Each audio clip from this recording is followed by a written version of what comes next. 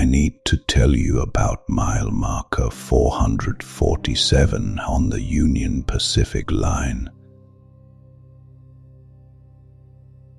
That is the section, the one the crew would not touch after sundown.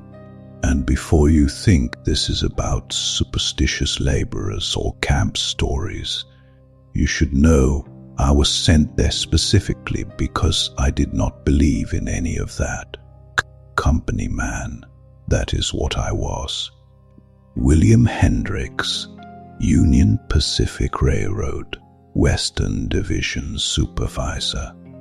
My job was to solve problems, and in the spring of 1868, mile marker 447 was a problem. The thing is, I thought the problem was the men.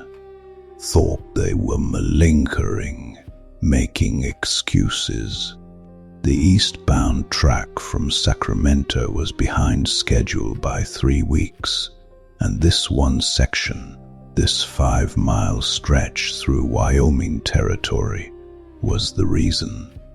The crew would work from dawn till about 4 in the afternoon. Then they would stop, tools down, walk back to camp. Every single day, I would read the reports from the site foreman. Men refuse night work on section 447. That is all it said. No explanation. The Union Pacific had Chinese laborers who would blast through mountains, Irish crews who would lay track through Sioux territory without flinching.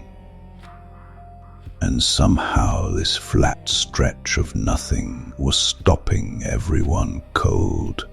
So they sent me, fix it or fire them. Those were my instructions. I arrived at the camp on a Tuesday, or maybe it was Wednesday. I remember it was April, because there was still snow in the shadows of the rocks, but the ground was soft enough to work. The camp was about 2 miles east of the section. Standard setup. Tents, supply wagons, the big water barrels they hauled from the river, maybe 60 men total, Chinese workers, Irish track layers, a few Germans on the blasting crew. The thing I noticed first was how quiet it was. Railroad camps are loud places, men shouting, hammers ringing, the constant noise of work and living, but this camp had a stillness to it. Men spoke in low voices, nobody sang. The Chinese workers had their own section of camp, like always. But usually you would hear their conversations, their cooking fires crackling. Here, even they were subdued. I noticed something else too.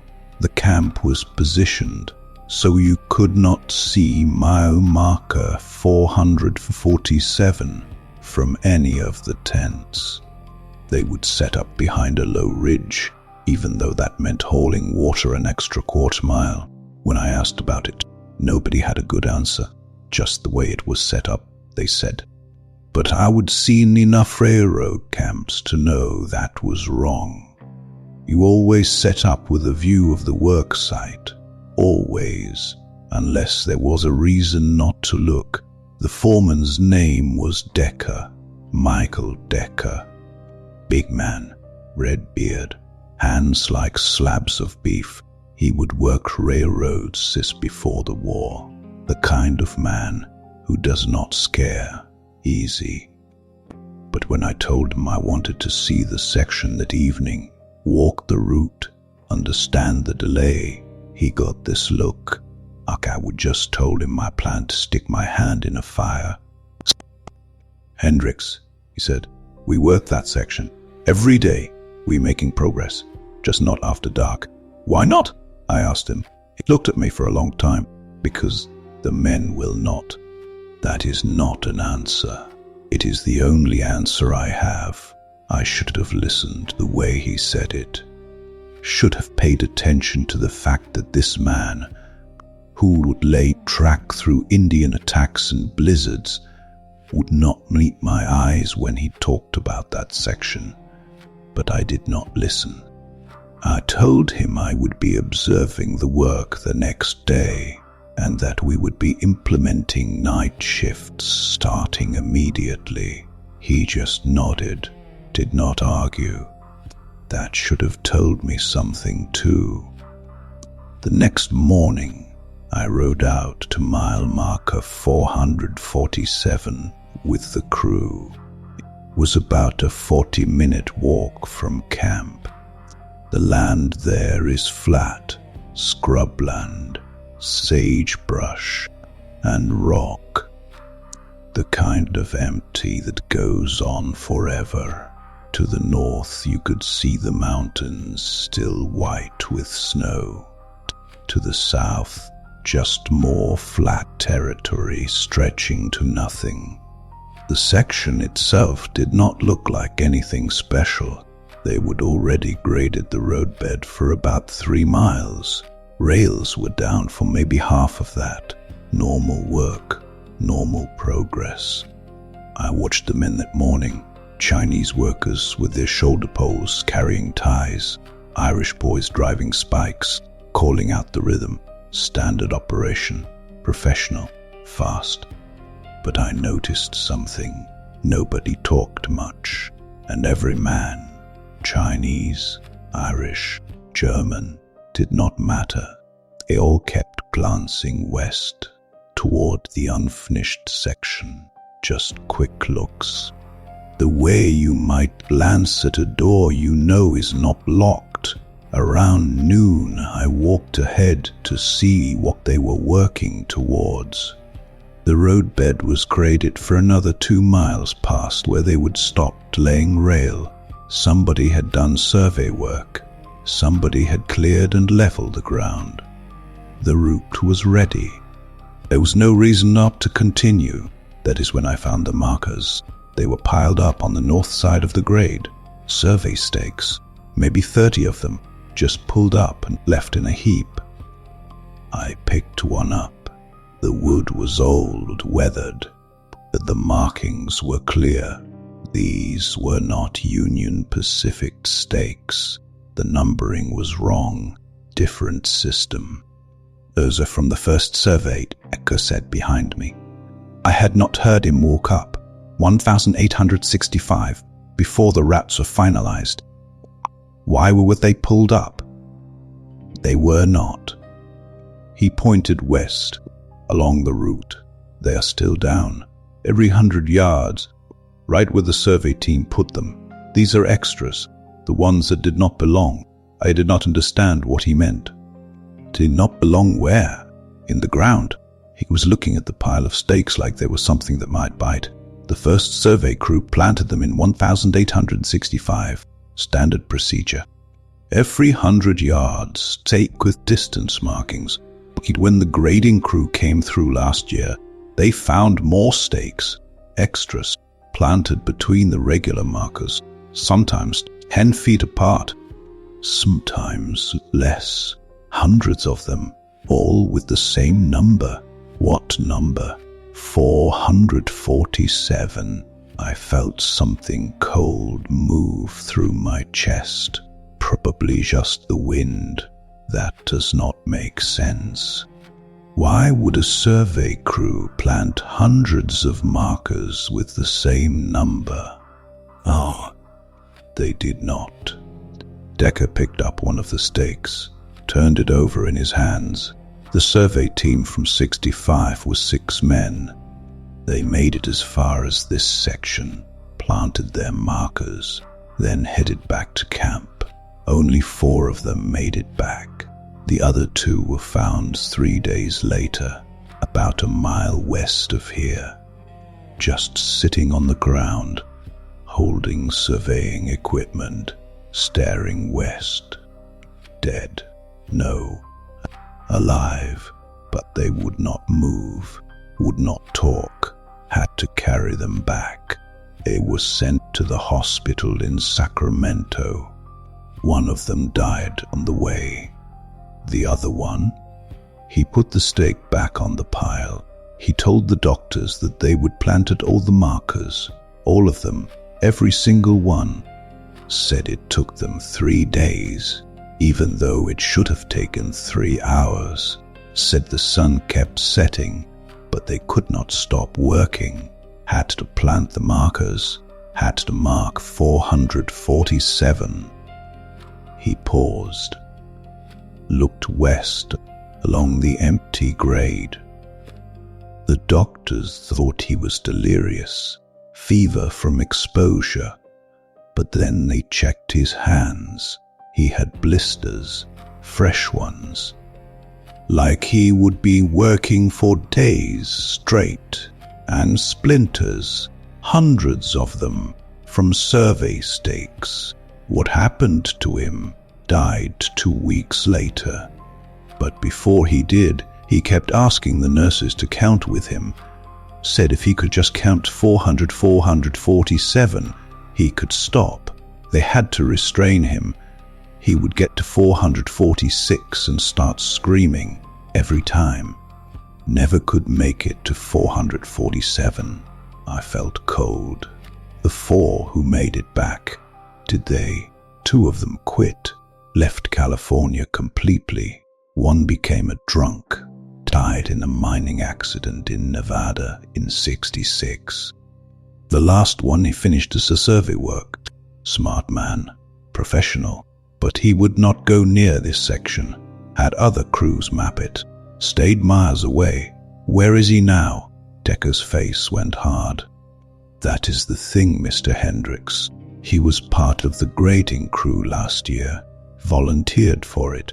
Said he needed to see the section one more time. Understand it. We found him at mile marker 447. One morning, sitting on the grade. Tools laid out next to him, in perfect order. He would carved 447 into the ground, over and over, thousands of times. The dirt was nothing but numbers. What happened to him? He is in an asylum in San Francisco, still counting. That is what the doctors say. He counts to 447 and starts over. Been doing it for 8 months now. Has not said anything else, just numbers. I told myself this was camp superstition. Stories that grow in isolated places. And you believe that? Decker looked at me, really looked at me. I believe 4 men walked into this section and only 2 walked out. I believe we pulled up 347 extra survey stakes from this ground, and I believe that every single crew that has tried to work this section after dark has lost time. Lost time. They start working at sunset. Sun goes down. They keep laying track. Then suddenly it is dawn, and they are back at the start point with no memory of the night. Tools in their hands. No progress made. Some of them have injuries they do not remember getting, and all of them say the same thing. He paused. They say they were counting. The wind picked up. I could hear it moving through the sagebrush. It sounded like whispering, like numbers. Counting what? I asked. They do not know. They just know. They could not stop. I should have left it there. Should have accepted the day shift limitation and reported back the crew was making acceptable progress under difficult psychological conditions. But I was a company man, and company men do not believe in ghost stories. That evening, I told Decker I would be staying at the section overnight. Survey work. making my own assessment. He did not try to talk me out of it. Just asked if I wanted anyone to stay with me. I said no. I had my bedroll, my lantern, my notebook. I would make my observations and report back in the morning, prove there was nothing to fear. Decker nodded. There is a shack about a quarter-mile west. Old survey shelter. If you need cover, I will be fine, Mr. Hendricks. He put his hand on my shoulder, heavy, solid. If you are still there at dawn, walk east. Do not try to finish anything you started. Just walk east. I did not understand what he meant. Not then. The crew left around 4:30. I watched them walk back toward camp. Every single man looked back once, just once. Then they kept walking. I was alone. The sun was still up, maybe 2 hours of daylight left. I walked the section, taking notes. The graded roadbed was solid, well prepared. The remaining ties were stacked and ready. Rails were staged at quarter-mile intervals. Everything was in place for rapid construction. There was no physical reason the work could not continue into evening. I found the survey shack around 5:30. Decker was right. It was maybe a quarter-mile west of where the rails currently ended. Small structure, wooden frame, canvas roof. Inside were old surveying tools, a broken theodolite, some chain markers, and on the wall, carved into the wood, were numbers: 447, 447, 447, 447, 447, 447, 447. Some of the cuts looked old. Some looked fresh. I left the shack. The sun was setting, orange light across the flat land, long shadows from the sagebrush. It was beautiful in that empty way. The territories can be peaceful. I set up my bedroll near the end of the laid track, close enough to the work site to make observations, far enough from the shack to feel rational. I lit my lantern, opened my notebook, made careful notes about the grade, the materials, the remaining work. The sun went down. For a while, nothing happened. I sat there in the dark, lantern burning, feeling foolish. This was nothing. Empty land. The men had worked themselves into a shared delusion, the way isolated crews sometimes do. I would write my report, recommend shorter shifts, rotating crews, maybe sometime in town to break the monotony. That is when I heard the hammering, spike driving, the distinctive rhythm of rail work, metal on wood. The pattern was unmistakable. Someone was laying track. I stood up, grabbed my lantern, walked west toward the sound. The moon was up, 3/4 moon, bright enough to see by. And I could see them, men, maybe 20 of them, working the rails, carrying ties, driving spikes, moving with that efficient railroad rhythm I would watched all day. But something was wrong with the way they moved, too smooth, too synchronized.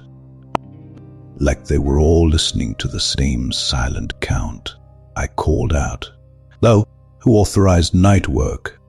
They did not stop, did not turn, just kept working. lift, place, drive, lift, place, drive. I got closer, close enough to see their faces in the moonlight. They were strangers. Not the Union Pacific crew, different clothes, older styles, and they were wrong. The way they moved was wrong, like their joints had too many angles. Like gravity was not quite pulling them the same way it pulled everything else. One of them turned to look at me. His face, God. His face was normal except his eyes did not blink, and his mouth was moving, but no sound was coming out. And I could see he was counting, his lips forming numbers, over and over. I backed away, dropped the lantern. It went out when it hit the ground. In the sudden darkness, the hammering stopped. Silence, complete silence. No wind, no crickets, nothing. Then I heard the counting, voices, dozens of them, all around me in the dark, whispering numbers. 1, 2, 3, 4, 5. Different voices, but the same rhythm, like a prayer, like a chant. I ran east, back toward where the crew had stopped working, back toward safety. I could not see. The moon was still up, but somehow the light was not reaching the ground anymore. Everything was shadows. I stumbled, fell, got up, kept running. The counting followed me, getting louder, more voices joining, faster. I do not know how long I ran. Could have been minutes, could have been hours. Time felt wrong, strict, compressed. I would run past the same rock 3 times. No, 4 times. The landscape was repeating. Finally, I saw light. The survey shack, candlelight in the window. I had not lit a candle. Nobody was there. But there was light. I stopped running. I was breathing hard, gasping. My legs were shaking. The counting had stopped. I turned around, looked back the way I would come. There was track behind me, fresh track, rails gleaming in the moonlight, stretching west into the darkness. But I had not heard them lay it, had not seen them work. It was just there, like it had always been there. And standing on the rails, spaced exactly 447 feet apart, were men, the same men I would seen working, just standing, facing east, facing me. Their mouths were still moving, counting silently. I looked down at my hands. I was holding a sledgehammer. I do not remember picking it up. My palms were bleeding, blisters broken open, fresh blisters, like I would been driving spikes for hours. That is when I realized I could not remember running. I remembered the darkness, the counting, but not the running, just darkness. Then, the shack. I looked east toward camp, then west toward the men on the tracks. I understood Decker's warning now. Do not try to finish anything you started. Just walk east. But I had not started anything, had I? I looked at the sledgehammer in my hands, at the blood on my palms, at the fresh track that should not be there. What had I been counting? The candle in the shack went out. In the darkness, the counting started again, closer now, right behind me. I walked east, did not run. Walking felt important, like running would break some rule I did not understand. I kept my eyes on the ground, did not look back. The counting followed me. Sometimes it sounded like a dozen voices, sometimes like hundreds. Sometimes it sounded like my own voice joining them. 1, 2, 3, 4. I counted my steps without meaning to, could not stop. Each step was a number, each breath, each heartbeat. I tried to stop, tried to hold my breath, break the rhythm, but my feet kept moving. Left foot, right foot, 1, 2, left foot, right foot, 3, 4. The numbers were not in my head anymore. They were in my bones, in my pulse. I passed a sagebrush. I know I passed it because I recognized the shape, twisted like an old man's hand. But then I passed it again, and again. The same bush, the same rock formation to my left, the same pattern of stars overhead. I was walking in a straight line. I know I was, but the landscape was looping, or maybe I was the one looping. Time felt thick, like trying to move through water. Each step took forever, or no time at all. I could not tell. The moon had not moved in the sky, or maybe it had set and risen again. My pocket watch was in my vest. I could feel it there, but I could not make my hand reach for it. My hands were holding the sledgehammer. I could not remember deciding to hold it, but I could not make myself drop it either. The voices were all around me now. Not behind, everywhere, above, below, inside. 447, 447, 447, 447, 447, 447, 447, 447, 447, 447, 447, 447, 2, 3, building towards that number, always that number. And I understood something then, something that made my stomach turn cold. They were not counting track markers. They were not counting days or distance or anything measurable. They were counting people. How many men had worked this section?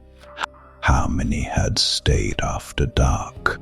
How many had heard the counting and could not stop? I was 447. The sun came up. I was standing at the camp. I do not remember walking the last mile. I do not remember passing the end of the completed track. I just remember counting, and then daylight, and then Decker's hand on my shoulder. "You are bleeding," he said. I looked at my hands. The blisters were still there, still fresh, still bleeding. "How many?" I asked him.